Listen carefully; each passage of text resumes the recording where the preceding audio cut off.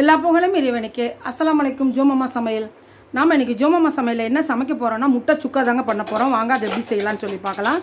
நான் முட்டை சுக்காவுக்கு வந்து ஒரு 6-7 முட்டை வந்து அவிச்சு எடுத்து வச்சுருக்கேன். அதுக்கு நம்ம வந்து எண்ணெய் சேர்த்துக்கலாம். ஒரு கடாயில்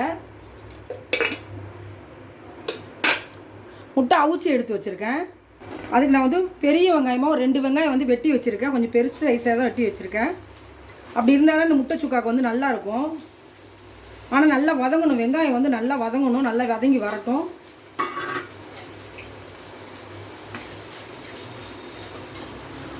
வந்து நல்லா வதங்கணும். நல்லா வதங்கி வரட்டும்.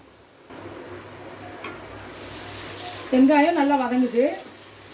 இந்த கலர் வரணும். ஏன்னா முட்டை சுக்காவுக்கு வந்து வெங்காயம் வந்து கண்ணாடி பதம்லாம் இருக்கக்கூடாது. ஓரளவு கோல்டன் கலர் வரணும்.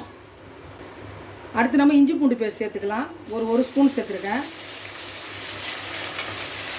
ஒரு 1/4 ஸ்பூன் மஞ்சள் சேர்த்துக்கலாம்.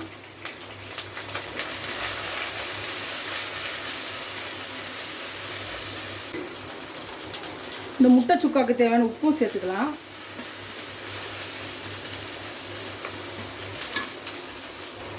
நான் ஒரே ஒரு தக்காளியை அரைச்சி வச்சுருந்தேன். அதையும் சேர்த்துருக்கேன். ஒரு தக்காளி வந்து மிக்சியில் போட்டு அரைச்சி வச்சுருந்தேன். அந்த தக்காளியை வந்து சேர்த்துட்டேன். நான் வந்து கேமரா ஆன் பண்ண மறந்துட்டேன்.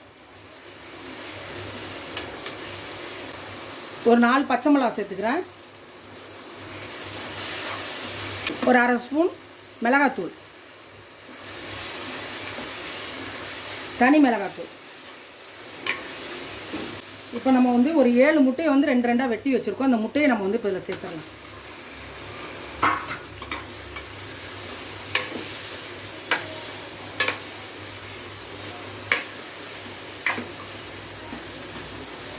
இதில் நம்ம கலக்கிறதுக்கு முன்னால் மிளகு சீரகத்தூள் சேர்க்கணும். அதையும் நம்ம சேர்த்துருவோம்.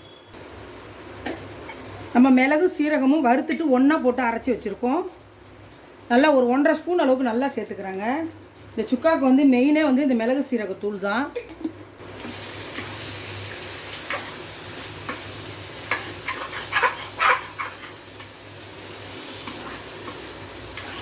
சூப்பராக வந்து முட்டை சுக்கா ரெடி ஆகிடுச்சு. இப்போ நம்ம வந்து கொத்தமல்லி தூவிடலாம்.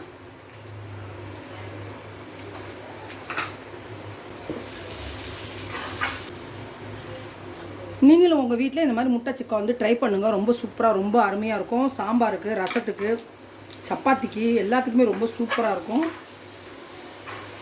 ரொம்ப டேஸ்டியான அருமையான முட்டை சுக்கா வந்து ரெடி ஆகிடுச்சு. இந்த வீடியோ உங்கள் எல்லாருக்குமே ரொம்ப பிடிக்கும்னு நினைக்கிறேன்.